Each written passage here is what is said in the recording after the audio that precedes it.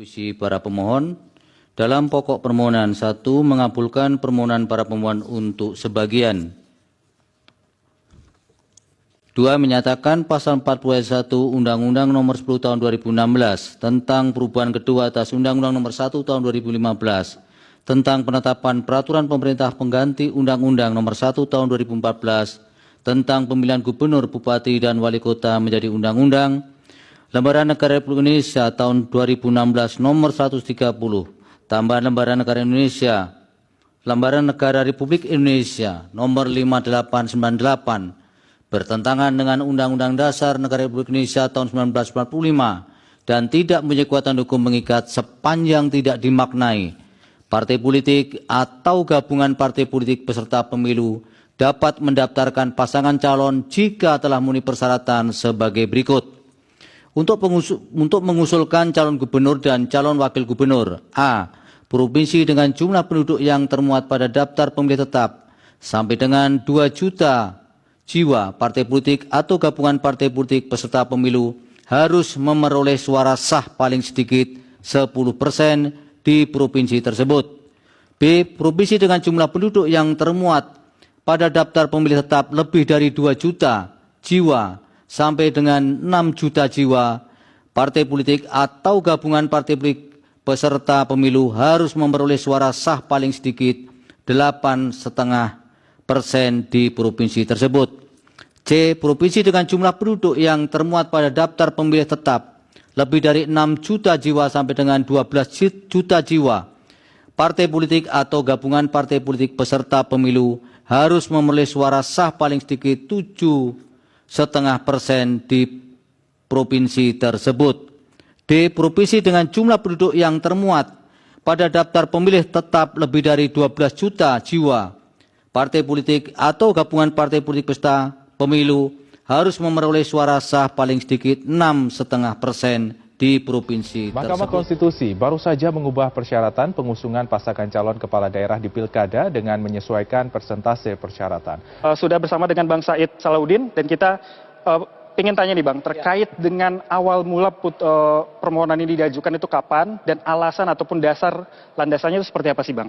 Kami mengajukan permohonan ke MK itu sejak tanggal 25 Mei. Jadi kira-kira sudah 2,5 bulan sampai sekarang ya, Mei, Juni, Juli, ya 2,5 bulan begitu, ya 2,5 bulan, 3 bulan. Kami sudah mengajukan, lalu kemudian seperti biasa permohonan itu ada atensi dari majelis untuk memberikan nasihat. Nah, waktu pemberian nasihat hakim kita diminta untuk memperbaiki. Ketika dalam tahap perbaikan itu kami menambahkan dalil, argumentasi bahwa tidak adil jika ketentuan dalam Undang-Undang Pilkada membatasi hak parpol non-sit, yaitu parpol yang tidak punya kursi di sebuah daerah. Tidak adil. Kenapa tidak adil? Karena kami sandingkan dengan data calon perseorangan. Nah, kalau dibandingkan dengan data calon perseorangan, itu menjadi tidak fair. Saya kasih contoh paling mudah. Di ND, Kabupaten ND di Nusa Tenggara Timur, itu calon perseorangan hanya diminta 21.000 KTP pemilih. Dukungannya KTP. Padahal si pemilih ini belum tentu akan datang ke TPS. Kalaupun datang, belum tentu suaranya sah. Sedangkan kalau parpol apabila menggunakan suara, kan yang non-sit pasti pakai suara. Kalau dia 25%, itu hampir 39.000. Berarti syarat kepada parpol lebih berat daripada syarat calon perseorangan. Kan ini menjadi tidak adil. Oleh sebab itu kami mendalilkan bahwa perbedaan aturan ini tentu harus dibuat lebih adil. Nah, kami juga agak syok hari ini ternyata mahkamah mengabulkan permohonan kami walaupun tidak persis sama dalam artian persyaratan pengusulannya. Partai Buruh itu mengajukan permohonan ke MK uji material ini khusus parpol non-sit yang haknya dibatasi tadi, tidak bisa ikut mengusung. Tapi putusan MK ini, dia tidak hanya non-sit, partai yang punya kursi pun syaratnya diubah. Jadi syarat sebelumnya adalah partai politik bisa mengusulkan calon dengan 2 cara. Satu, kalau punya kursi, pakai 20% kursi dari jumlah kursi DPRD. Kalau tidak punya kursi, ya mau pakai suara, 25% suara. Maka 20% kursi, 20% suara. Sekarang aturan ini diubah total oleh MK. Parpol punya seat, maupun yang tidak punya seat, tidak lagi menggunakan 20% kursi. Jadi bisa berkoalisi. Tidak lagi menggunakan 25% suara. Koalisi yang pakai kursi juga bisa. Koalisi yang pakai suara juga bisa. Tapi syaratnya berat. Yang tidak adil dengan calon perseorangan. Oleh sebab itu kata MK, karena perseorangan syaratnya demikian, maka supaya adil, syarat parpol juga harus disetarakan. Kira-kira begitu. Cuman dia tidak menggunakan KTP karena parpol itu kan suara sah. Maka yang digunakanlah suara sah. Nah, cara membaginya, cara menghitungnya adalah apabila sebelumnya dihitung 20% kursi dari DPRD itu, katakan ada Jakarta misalnya 106 kali 20%, berapa kursinya.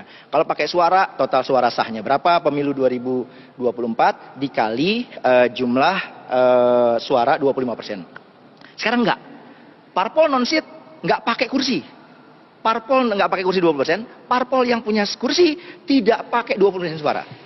Jadi parpol punya kursi, parpol tidak punya kursi, oleh MK dibagi berbasis kepada DPT pemilu terakhir, yaitu pemilu 2024. MK membagi 4 kategori, yaitu kategori syarat untuk mengusung calon, partai boleh sendirian, boleh koalisi, cukup dengan 10% saja dari hasil mereka di pemilu 2024. Yaitu range misalnya untuk provinsi yang jumlah DPT-nya maksimal 2 juta, 10%. Lalu 2 juta sampai sekian itu 8,5%. Ya kan? Naik lagi 7,5%. Naik lagi kategori keempat yaitu 5%. 10, 8,5. Putusan MK yang mengubah aturan pencalonan kepala daerah meruntuhkan kemungkinan tunggal duel antara calon yang diusung Kimples dengan calon independen di Pilgub Jakarta.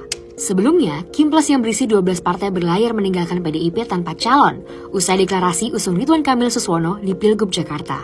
KPU pun sudah menetapkan calon independen Dharma Pongrekun Kunwardana di tengah isu pencatutan KTP buat syarat dukungan. Tapi, gugatan ke MK yang diajukan Partai Buruh dan Partai Gelora itu jadi plot twist baru. BTW, Gelora adalah salah satu partai yang gabung Kimples. Baru aja nih kemarin, Waketum Gelora Fahri Hamzah bilang kalau Jakarta nggak perlu pilkada, karena RK Suswono sudah didukung sama mayoritas partai. Nah, menurut putusan MK yang langsung berlaku ini, syarat partai boleh usung calon bukan lagi berdasarkan jumlah kursi DPRD, tapi jumlah penduduk yang termuat di DPT. Ngomongin pilkada Jakarta, biar bisa usung calon, partai cukup punya suara 7,5% di pemilu 2024. Bunyi putusan MK adalah, di provinsi dengan DPT lebih dari 6 juta orang sampai 12 juta orang, partai harus punya suara minimal 7,5%. Jakarta sendiri punya 8,2 juta DPT di pemilu 2024. Jadi sedikitnya ada 8 partai yang bisa ajukan calon sendiri di pilkada Jakarta. Usai terbitnya putusan MK ini, banyak netizen yang kemudian mendukung majunya Anies dengan bendera PDIP, sementara pasangannya adalah Ahok, politikus PDIP. Tapi, perjodohan itu terhalang aturan di mana mantan gubernur tak boleh mencalonkan diri sebagai wakil gubernur di daerah yang sama. Dengan keputusan MK, di mana partai politik yang tidak mempunyai kursi atau non-seat, dia boleh untuk mengusung calon-calon kepala daerah. Dengan demikian, Partai Buruh memenangkan gugatan di Mahkamah Konstitusi. Oleh karena itu, Partai Buruh akan mempersiapkan kader-kader partai dan juga orang-orang baik, walaupun dia bukan kader partai. Saya ambil contoh misal DKI Jakarta, seperti yang tadi saya sampaikan, Anies Baswedan adalah salah satu calon yang hasil survei adalah survei tertinggi. Itu artinya kan kehendak masyarakat, tapi dia digagalkan oleh demokrasi yang dibajak oleh partai-partai besar. Demokrasi nggak boleh seperti itu. Silahkan berbeda, tapi secara fairness. Ada rasa keadilan, rasa kesetaraan, dan setiap orang berhak untuk memilih dan dipilih. Dengan kemenangan Partai Buruh gugatannya di MK tentang Undang-Undang Pilkada ini, maka bisa dipastikan Anies Baswedan maju sebagai calon gubernur DKI. Ya, justru kami tersenyum karena keputusan MK tersebut ini mencerminkan ada berbagai upaya-upaya untuk di daerah khusus ibu kota membuat calon tunggal itu nanti tidak dimungkinkan lagi, dan kami mengucapkan terima kasih suara rakyat didengarkan dan PD Perjuangan akan semakin menyatu dengan rakyat dan akan bisa ya mengajukan calon sendiri di Jakarta.